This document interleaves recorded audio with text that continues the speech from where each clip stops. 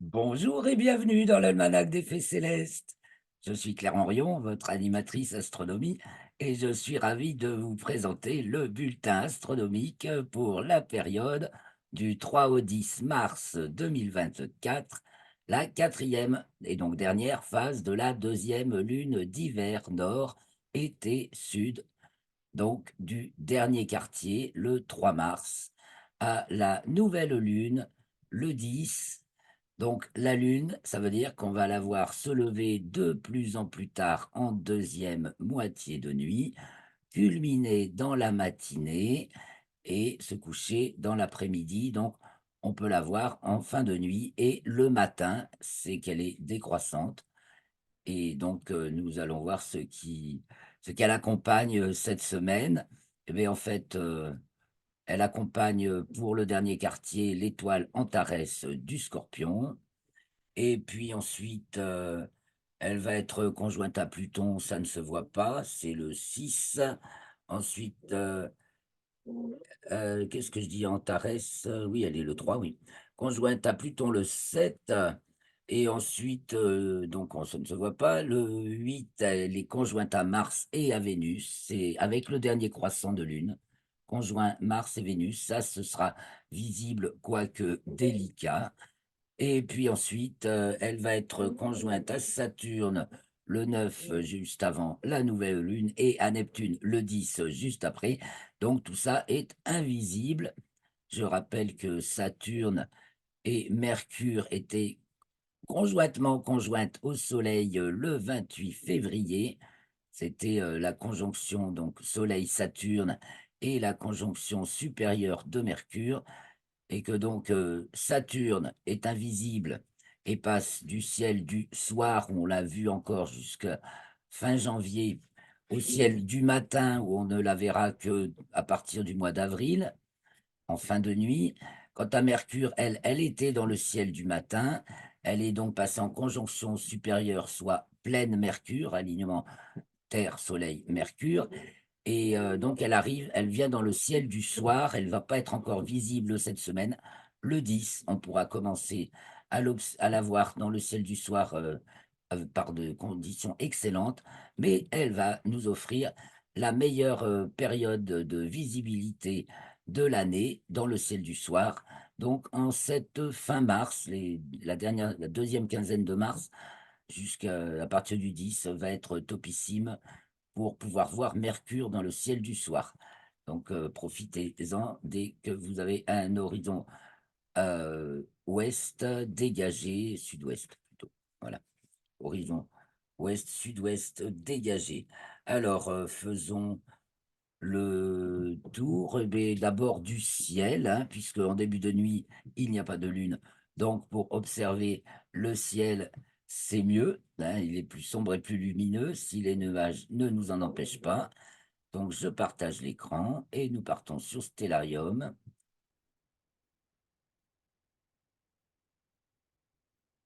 Nous sommes donc ici le 3 mars, donc 16h35. Le soleil n'est pas couché, les jours rallongent, hein. Ah, j'ai pas oublié, j'ai un petit peu oublié de tout préparer. Toujours un petit détail. Je suis pas encore au top, hein. Voilà, bah, aucune, si, quelques indications quand même. Son nom, ses heures de lever, coucher. Voilà. Donc, comme on va le voir, le soleil se couche de plus en plus vers l'ouest. L'ouest est ici, hein, il y a ma barre qui gêne un peu. Là, on va la déplacer. Donc, faire se peut. Voilà notre soleil ici, l'ouest.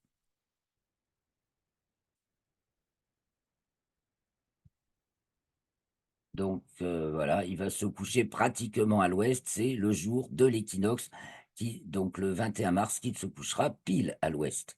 Chaque jour, il se couche un petit peu plus près de l'ouest, de même qu'il se lève un petit peu plus près de l'est, en venant du sud-est. Eh bien, une fois que le soleil est couché, qu'avons-nous dans le ciel en début de nuit? Du côté de l'ouest, donc, nous avons le Pégase et les Poissons qui s'en vont, et la seule planète visible à l'œil nu qu'il nous reste à voir dans le ciel du soir, eh bien, c'est Jupiter. Vous voyez, elle est bien du côté de l'ouest déjà. Il est 19h35 là, voilà. C'est pas encore la nuit noire. La nuit noire commence déjà qu'à 20h, hein, comme quoi les jours rallongent bien. Donc dans le ciel du soir, nous avons Jupiter qui brille toujours de tous ses feux et Uranus juste au-dessus, mais il faut au moins de bonnes jumelles pour pouvoir la voir. Prenons une heure de plus car on sera mieux dans la nuit, puisqu'il n'y a pas de lune évidemment. Très, très bien pour, profiter encore de la planète Uranus si vous avez un instrument suffisamment grossissant pour aller, détecter cette petite bille bleue de 3 secondes d'arc de diamètre, donc qui est toujours ici entre Jupiter et Uranus. Alors je grossis un peu. Jupiter et les Pléiades, hein, n'est-ce pas? Le petit amas ici, ce sont les Pléiades. Ici, Aldébaran du Taureau, donc nous sommes, sur les astres qui se couchent en début de nuit. Je grossis un petit peu sur Uranus pour apprendre à distinguer au milieu de tous ces astres de magnitude un petit peu semblable. Voilà, mais on peut peut-être repérer ces deux étoiles là qui sont Albutane 4 et Botène. C'est pas très brillant, hein. Magnitude 4,3, c'est visible à l'œil nu par un bon ciel. Et donc, voilà, on a les Pléiades, on a les deux étoiles du Bélier, Amal et Shératan, et puis on a Jupiter en ce moment, pas toujours. Et donc, avec ce tableau-là, on va pouvoir repérer ces deux étoiles ici. Et puis ensuite, eh beh, ça descend un petit peu, comme on l'a vu.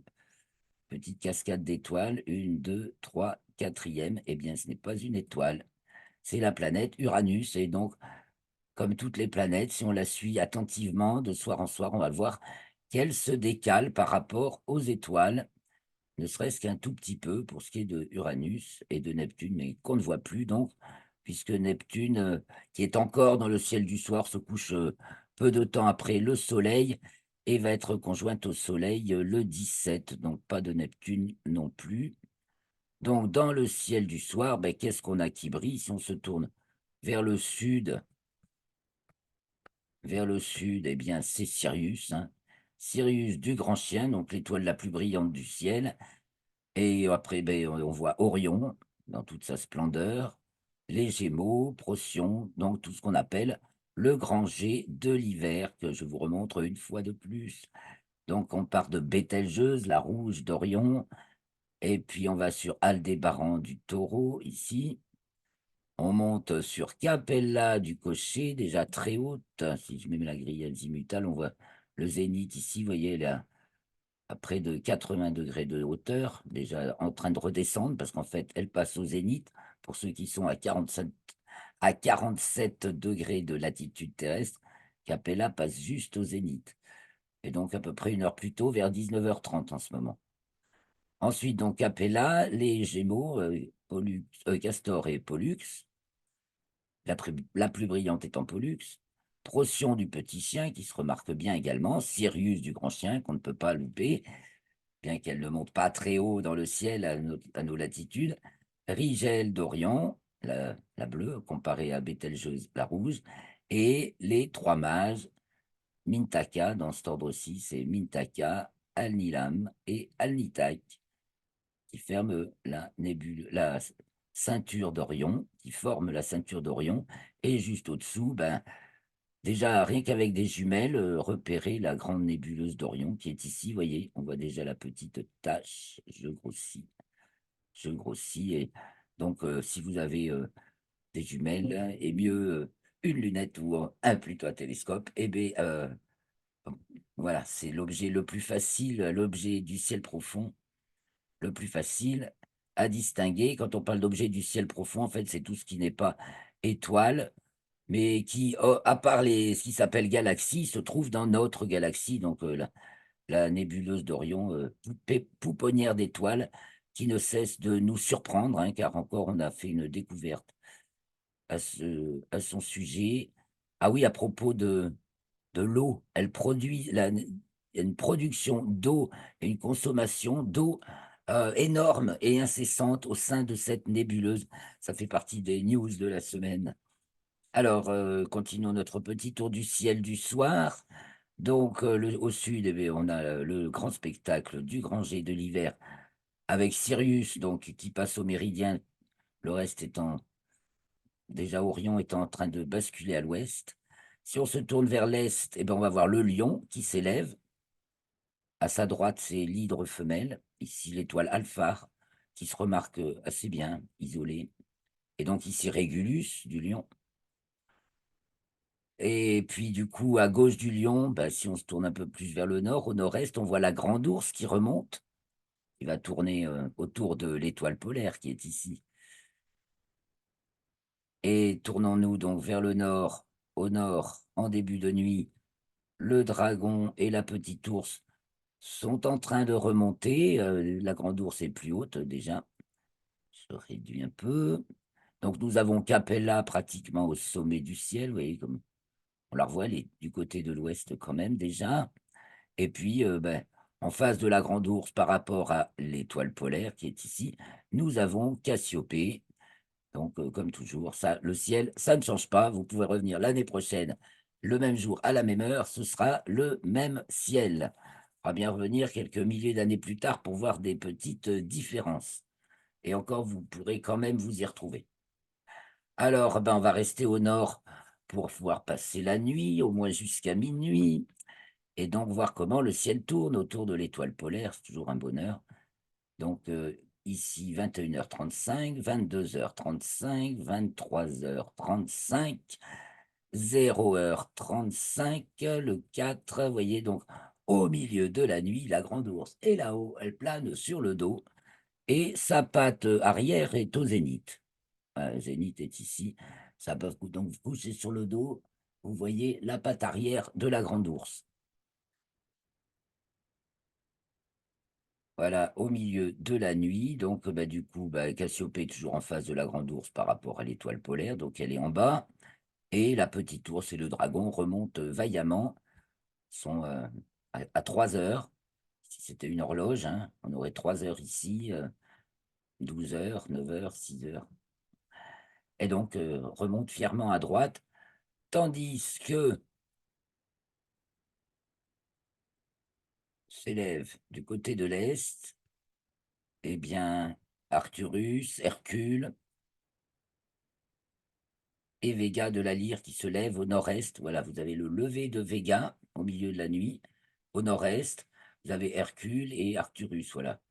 Entre Véga et Arcturus, ben justement, vous avez le Bouvier, la couronne boréale et Hercule. Alors, au milieu de la nuit, bah aussi au sud-est, nous avons la Vierge qui s'élève avec Spica, l'étoile Spica, la plus brillante, que l'on trouve en prolongeant l'arc formé par la queue de l'ours. Alors je remonte la queue de l'ours qui est là-haut. La queue de l'ours dessine un arc quand le prolongeant tombe sur Arcturus du Bouvier. C'est normal, c'est le conducteur des bœufs et les bœufs tiraient le chariot de laboureur qui est le septem triones, c'est-à-dire le chariot des 7 bœufs. Voilà, ici, formé par le grand chariot quoi, qui forme le corps et la queue de l'ours. Et dans le prolongement, on a donc Arcturus, le conducteur des bœufs qui les guide. Et si on prolonge, on a Spica de la Vierge, ici. Donc nous sommes là au sud-est, en milieu de nuit. Le lion s'élève et arrive à sa culmination. Voilà, le lion est en train de culminer, voyons au sud. Donc le lion passe comme un fer à repasser, là, quand il est bien droit, on dirait un fer à repasser. En dessous du lion, il y a l'hydre femelle, voilà. À sa droite, il y a le cancer. Et donc, s'il fait bien nuit, bah, vous pouvez voir entre Pollux des Gémeaux et Régulus du Lion, bah, vous avez l'amas de la crèche qui est bien visible quand il n'y a pas de lune à l'œil nu. Voilà, on voit une tache floue à l'œil nu. Et après, avec des jumelles et un instrument, on en voit beaucoup plus, très joli et facile. Donc, l'amas de la crèche, profitez-en cette semaine puisque la lune n'est pas encore là, elle va bientôt se lever, mais nous allons aller la chercher. Finissons. Vous voyez, Sirius est déjà sur le couchant. Sirius, qui ne monte pas haut dans notre ciel, se couche à l'ouest-sud-ouest, quoi, par ici. Du côté de l'ouest, donc, s'en vont, les Gémeaux, tout droit, Orion. Voilà, je suis pas vraiment au milieu de la nuit, hein, c'est à 1 heure du matin, il est 0h35 là, soyons corrects, mettons-nous au milieu de la nuit. Voilà, donc, au milieu de la nuit, les Gémeaux s'en vont tout droit, il reste Bételgeuse d'Orion, les Gémeaux tout droit qui descendent à l'ouest, tandis que du côté du nord, nous y revenons. On va refaire un dernier tour, puisqu'après on va aller voir ceux qui se lèvent en fin de nuit et la lune qui va se lever en deuxième moitié de nuit. Donc nous revoici du côté du nord au milieu de la nuit avec notre grand ours qui plane sur le dos. Et maintenant nous nous tournons vers l'est et on va guetter d'heure en heure le lever de la lune. Alors là c'est le 4, donc elle ne devrait pas encore se lever trop tard. Lune, lune, où es-tu? Donc elle est devant la constellation, elle est du Scorpion, donc elle est ici au sud-est, hein. Elle a une petite course. Elle est donc déjà, bon, c'est le dernier quartier, le 3, oui, le 3 mars, dernier quartier à 16h23, donc nous sommes ici le 4 à 1 heure. Voilà, elle a commencé à être grignotée un petit peu, le croissant est la demi-lune est diminuée, nous avons déjà un gros croissant sur cette lune et de jour en jour, ah bah, je vous montrerai parce elle est à sa libration. J'ai fait quelques images, donc j'aurai une image à vous montrer de la lune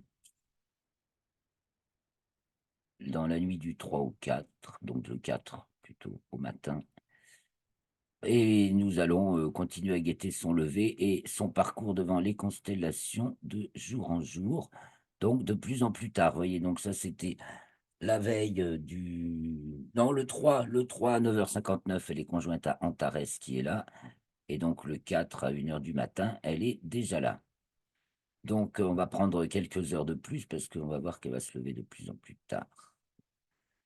Alors, 1 heure plus tard et le lendemain, hop, le lendemain, elle est devant la constellation du Sagittaire, ici l'étoile Cosmédia, juste à côté. Donc, je montre la Lune. Elle se lève à 4h24, donc déjà bien tard dans la nuit. Et évidemment, elle est plus en croissant et au milieu de la nuit, le 5 à 1 heure du matin, elle est au-dessus de l'étoile Cos Media du Sagittaire. Il y a 3 étoiles, il y a Cos Borealis, Cos Media et Cos Australis qui est en dessous. C'est le Sagittaire. Le... Alors, je vais à 6 heures du matin déjà, et je vais le lendemain. Le lendemain, notre Lune, le 6 mars donc, se lève à 5h18. Bon, après, l'écart entre son lever d'un jour à l'autre va réduire, puisque elle, elle repart, quand elle est devant Scorpion Sagittaire, c'est là qu'elle a la course la plus petite. À partir de là, elle va, remonter, elle remonte aussi en latitude en plus, donc on va avoir un espacement de plus en plus grand entre ses levées, non, de plus en plus court, je veux dire, voilà. Et donc, bah, voilà, le 6, le 7, je vous ai dit que le 7, hop, hop, hop, non, non, 5 heures, 6 heures, on va rester à 6 heures. Le 7 février, 7 mars.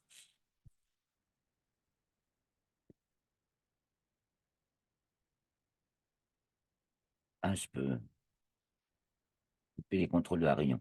7 mars, elle n'est pas encore levée. Notre lune, Dame Neude, on va l'attendre. Elle est ici. En fait, on ne va pas la voir longtemps cette semaine, la lune, hein. Elle se lève à 6h02, donc là, il n'est que 6h21, en croissant, de plus en plus fin, bien entendu. Et elle s'approche, comme vous avez peut-être pu l'apercevoir, de Mars et de Vénus. Mars est ici. Et donc, on va prendre quelques minutes de plus. Nous sommes ici le 7 au matin.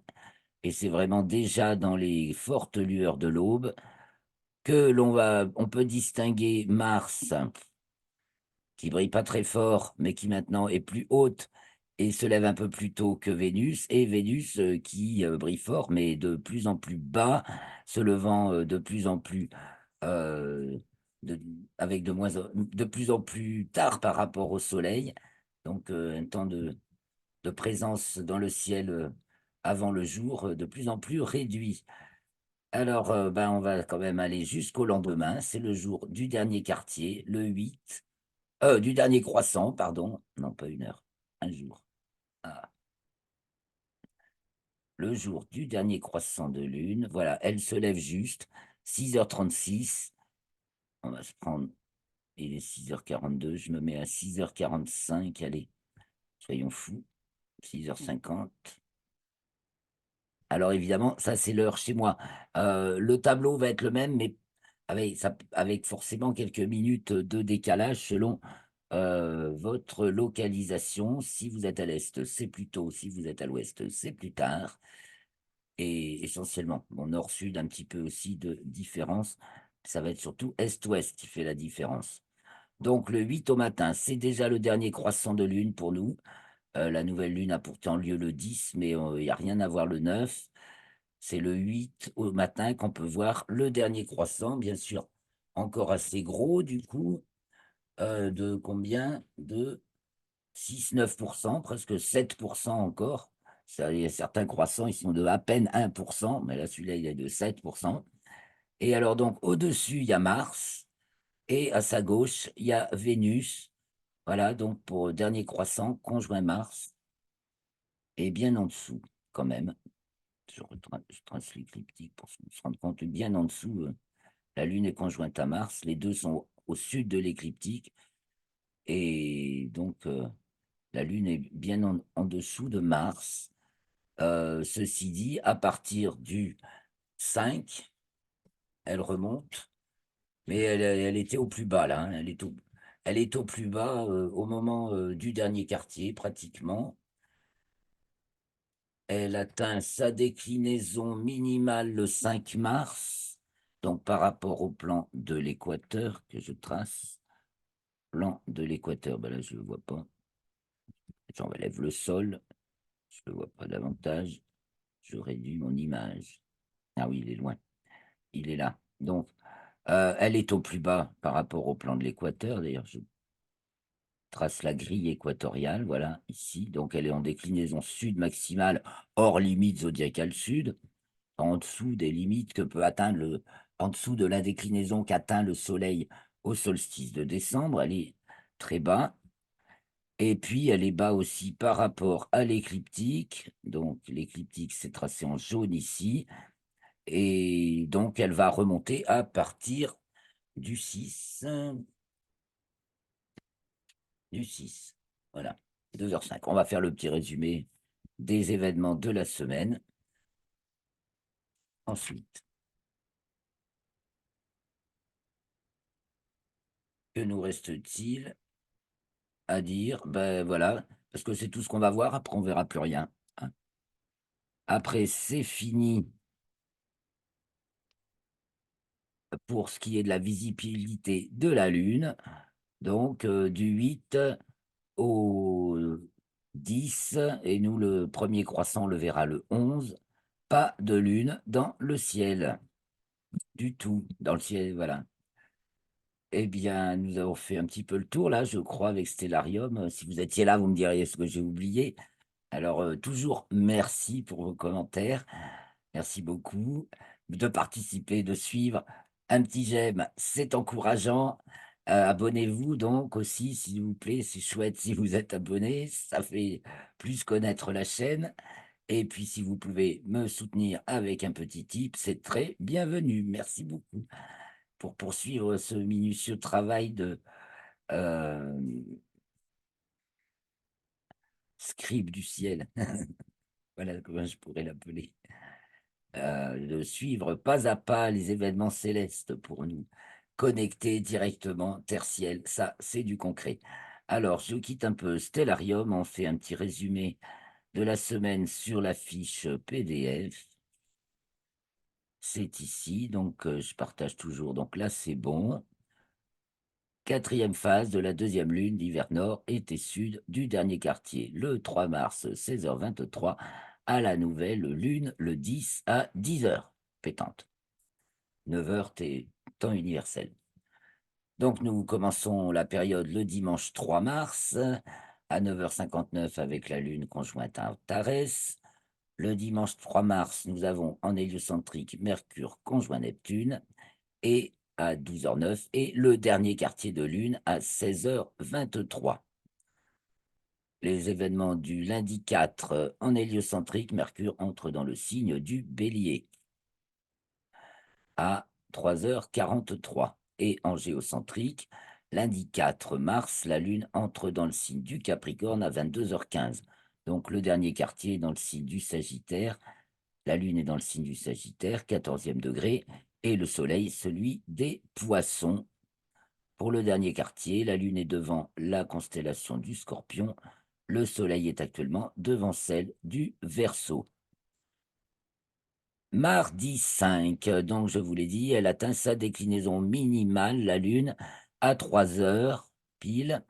Donc déclinaison minimale, sud, le plus bas, sud, moins 28 degrés, 29 minutes par rapport au plan équatorial. Et mercredi 6, elle atteint sa latitude minimale à 2h05.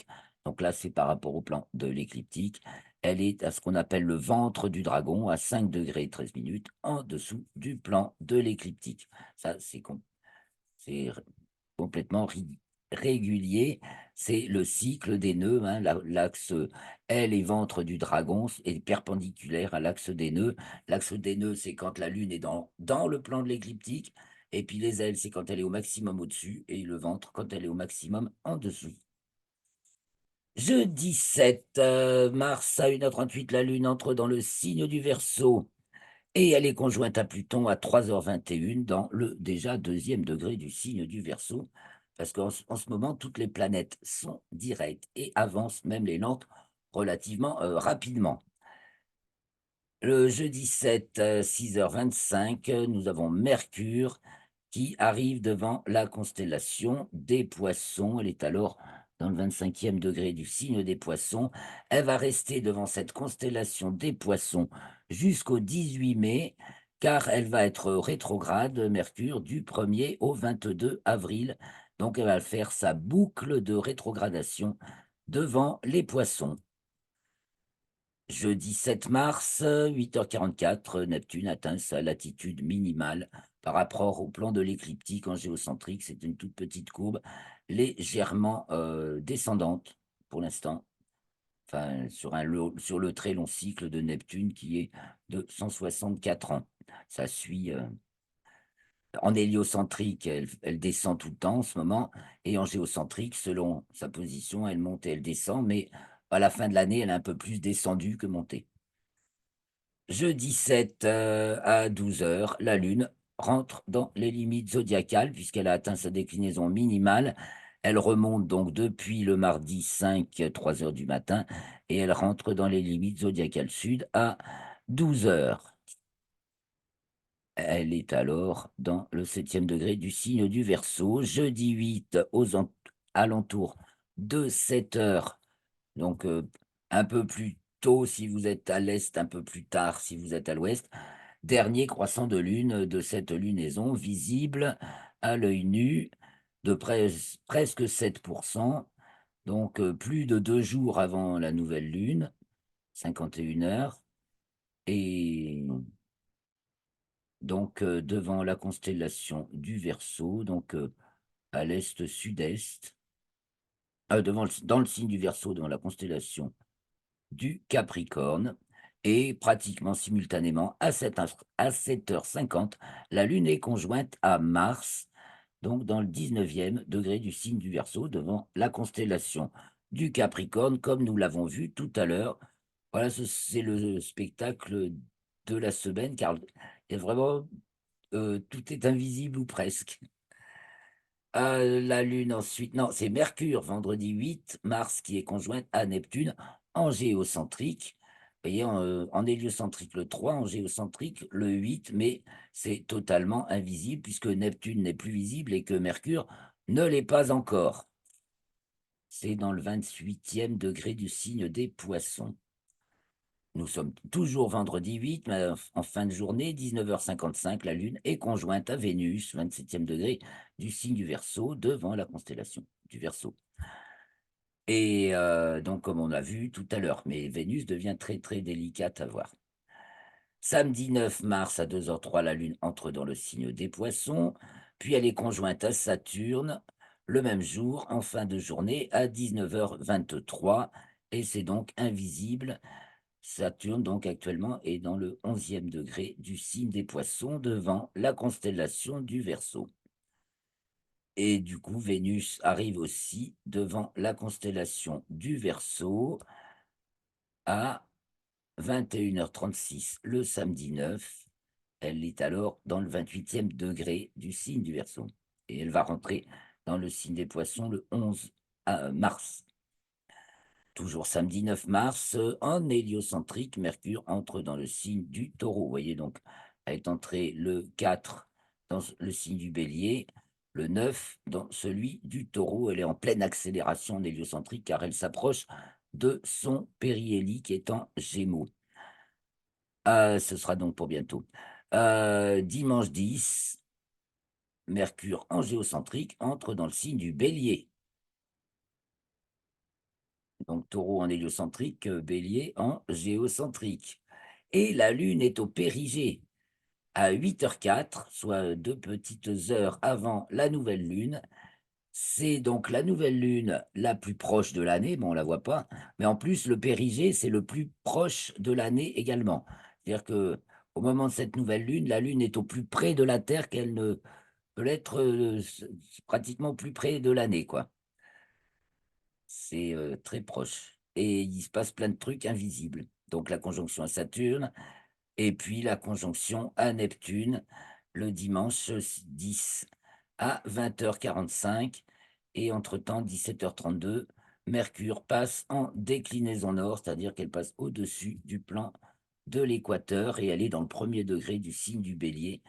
Donc ça partit pour un tour, dynamique, de Mercure. Voilà, alors avec nos jours qui rallongent, donc nos nuits qui diminuent en cette saison, la Lune donc passe des constellations du Scorpion à celle du Verseau et même des Poissons le 10 mars à 21h27. Et la nouvelle Lune, elle est encore devant celle du Verseau. On va pouvoir la voir dans ses librations, donc minimales en longitude, c'est-à-dire qu'elle nous montre un maximum d'ouest le 3 mars. Et donc, quand elle est visible, on peut voir le coucher du soleil sur la mer du Froid qui est au nord. Je me suis un petit peu mélangé, enfin c'est pas grave, on voit quand même bien le coucher du soleil sur la mer du Froid. Et en latitude, le 6 mars, ma libration maximale en latitude, ce qui veut dire qu'elle montre le plus son nord. Et on peut je vous pointe toujours un truc particulièrement bien situé à ce moment-là, sous les rayons du soleil couchant, puisque nous sommes en lune décroissante, nous voyons le soleil qui se couche sur la lune, et donc je vous pointe toujours des cibles les plus connues quand même, hein, pour apprendre à avoir des repères sur la lune en fait.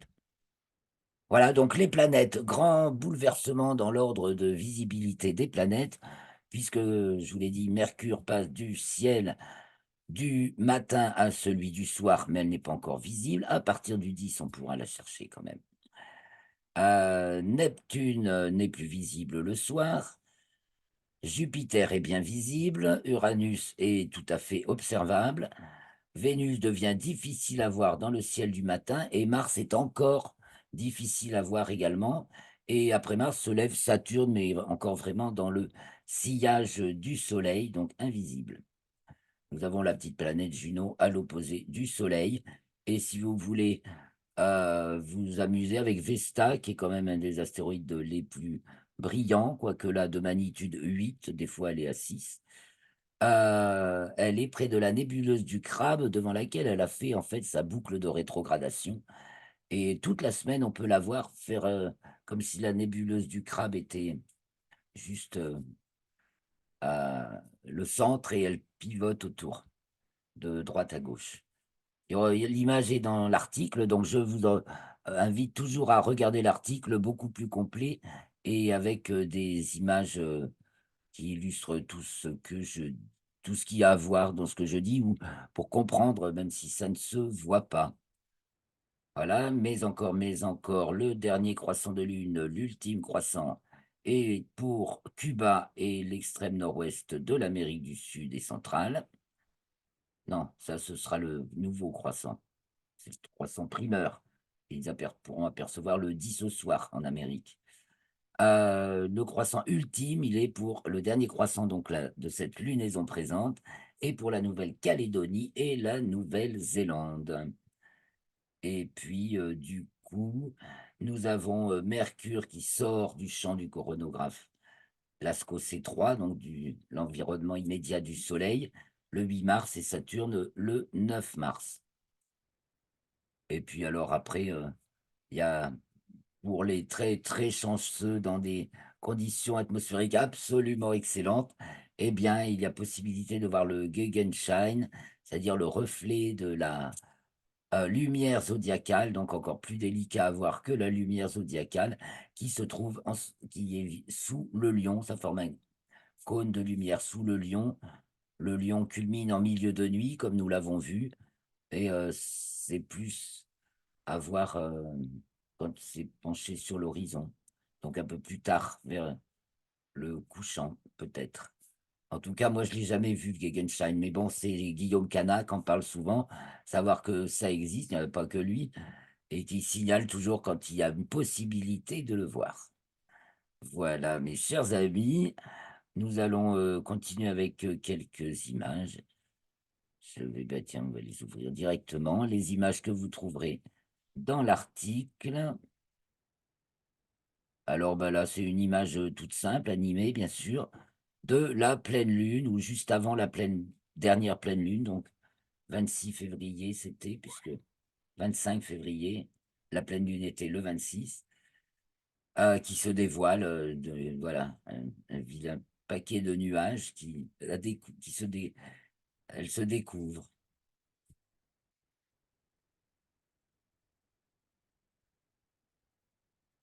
On voit bien les formations qui se distinguent. Donc à gauche, vous avez l'océan des tempêtes, et puis à droite, la mer de la sérénité, la mer de la tranquillité, la mer des humeurs, et isolée là, la mer des crises. Le nord est un petit peu par là, hein. Le nord de la Lune est là. Alors, continuons. Bah, justement, la Lune, alors là, c'est le 6 mars. Bon, le 6 mars vers 6 heures, on peut voir en particulier, donc voilà, la ligne nuit, jour-nuit, le soleil se couche, donc il y a de moins, le croissant diminue, diminue, diminue, et on peut voir le coucher du soleil sur le célèbre cratère Aristarque, ici au milieu, très très remarquable. euh, et il y a Hérodote à côté. C'est Hérodote, hein, je crois bien. Alors je reviens, c'est le 3, la suivante. Là, c'est le 3 à 6 heures. Ah, ben, c'est même avant le dernier quartier, donc on a, on a un peu plus que la demi-lune encore. Donc on retrouve Aristarque, c'était là, hein, parce que là, c'est Tycho, Copernic. Ici, on voit bien le coucher du soleil. Ici, Platon, le cratère Platon. Et ici, au-dessus, la mer du froid, justement, c'est pour ça que je vous parlais de la mer du froid. Ici, le golfe des Iris et la mer des pluies. Un petit morceau de l'océan des tempêtes. Alors, passons, après la Lune, bah, nous avons le Soleil en pleine activité quand même. Le cycle solaire s'intensifie puisque il devrait atteindre son maximum cette année. Et il y a eu la plus grosse éruption du cycle a eu lieu le 27 février, troisième éruption de classe X de ce cycle et la plus forte. Et il y a des grosses taches, évidemment. Donc, sur un ciel pollué, hein, le gars le dit, le ciel est tellement de plus en plus pollué que c'est difficile d'avoir des bonnes images. Nuages et ciel pollué, 27 février. Voilà. Mais des grosses taches qui se voient bien quand même. Ah, j'ai pas demandé à changer. Ah. Alors, ben voilà, cette fameuse éruption de classe X, X6, le 27 février par le SDO, Solar Dynamic Observatory de la NASA, qui observe le Soleil depuis au moins 2005, en continu, dans différentes longueurs d'onde. Et là, une petite vue de l'ISS, donc près de 400 kilomètres au-dessus de la Terre, sur la chaîne de montagnes de Colombie-Britannique. Voilà les images que j'ai pour vous. Et pour finir, ben, un peu de beau ciel, hein, images de ciel profond. Et donc ici, c'est la nébuleuse du Cône dans la constellation de la Licorne, toujours par des amateurs photos que je trouve dans la galerie AstroSurf, donc Jean-Marc Iritsuc, et une autre par un autre amateur dans la même galerie, Alain Brodin, à commenter, là, hein, donc si nous sommes dans Orion, et nous pouvons voir, il met bien en valeur et il montre bien où ça se trouve, donc la fameuse tête de cheval, nébuleuse sombre en fait, qui se distingue sur un fond lumineux, et puis 2 petites nébuleuses NGC 2023 et 2024, et pareil, la nébuleuse de la Flamme, une autre nébuleuse sombre qui se distingue sur un fond lumineux. Voilà, mes chers amis, je crois que j'ai fini. Ah oui, le parcours du Soleil. J'ai rafraîchi le parcours de Mercure et du Soleil. Donc ici, le parcours de Mercure du 1er février. Ici, au 18 juillet 2024. Ici, on voit la rétrogradation, donc, qu'elle va faire du 1er au 22 avril. 1er avril, 22 avril. Pour l'instant, nous sommes ici, à peu près.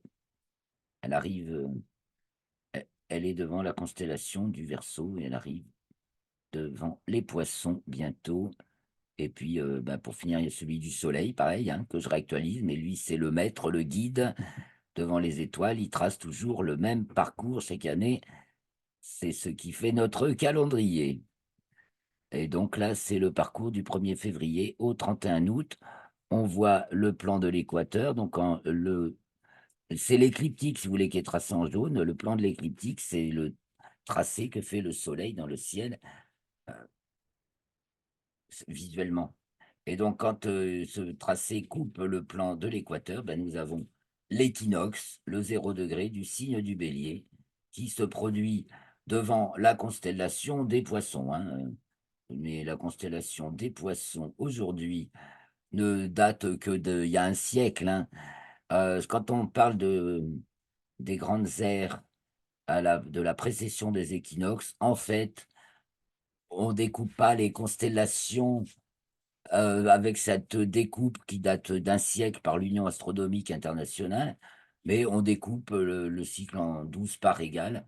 Et donc, effectivement, dans ce cas-là, on peut dire que le Soleil est entré enfin, l'équinoxe de printemps a lieu maintenant dans l'ère, nous en sommes dans l'ère du Verseau. Voilà. C'est les tranches égales et non pas la longueur des constellations, parce que l'équinoxe de printemps va continuer à se produire devant la constellation des Poissons telle qu'elle est dessinée aujourd'hui, dont les limites sont tracées aujourd'hui, jusqu'en 2600 presque, hein. Alors, on s'affole pas. Bon, alors je coupe ça, j'arrête le partage et ben, il me reste à vous remercier de votre attention. Merci beaucoup de m'avoir suivi jusque-là. N'hésitez pas donc, tout commentaire est bienvenu. J'espère bien vous retrouver la prochaine fois. Ça me fera plaisir si vous vous inscrivez pour le direct. Il y a toujours le lien pour s'inscrire. Donc, la semaine prochaine, l'enregistrement aura lieu également vendredi à 17 h, donc vendredi 8 mars, pour la période suivante qui sera du 10 au 17 mars, et ce sera la première phase de la troisième lune d'hiver nord, été sud. Donc, mes amis, je vous souhaite une très bonne semaine. Portez-vous bien et à la semaine prochaine. Merci pour tout et au revoir.